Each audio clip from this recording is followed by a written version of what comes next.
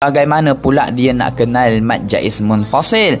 Senang dan mudah sahaja kita nak kenalnya tuan-tuan dan puan-puan, iaitu kita hanya perhatikan sahaja pada huruf hamzah. Baik, sekarang cuba kita lihat pada huruf hamzah. Ada ataupun tidak alif di atasnya? Terima kasih kongsi rezeki. Waalaikumsalam warahmatullahi. Ataupun ada ataupun tidak alif di tepi di bawahnya. Ataupun ada ataupun tidak alif di tepi kiri hamzah. Sekarang alif itu ada di mana? Di atas hamzah kan? Maka tuan-tuan dan puan-puan, macam inilah bentuknya. Kalau hamzah, kalau alif di atas hamzah macam ini bentuknya. Kalau alif di bawah hamzah macam ini bentuknya. Kalau alif di tepi kiri hamzah macam ini bentuknya.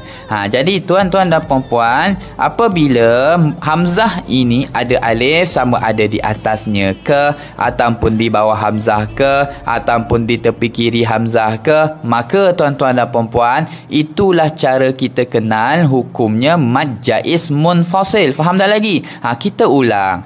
Yang masih keliru lagi dengan mad wajib, yang masih keliru lagi dengan mad jaiz, sekarang jangan keliru lagi.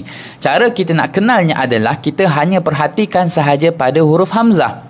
Sekiranya hamzah ini ada alif di atasnya ke, ataupun di bawahnya ke, ataupun di tepi kirinya ke, asalkan ada alif sahaja, mestilah itulah cara kita kenal hukumnya mad jaiz munfasil. Faham deh? Kalaulah hamzah itu tidak ada alif, maka bukan mad jaiz, itu adalah mad wajib. Okey, kalau hamzah itu ada alif, itu adalah mad jaiz. Beres, settle, clear. Baik, seterusnya.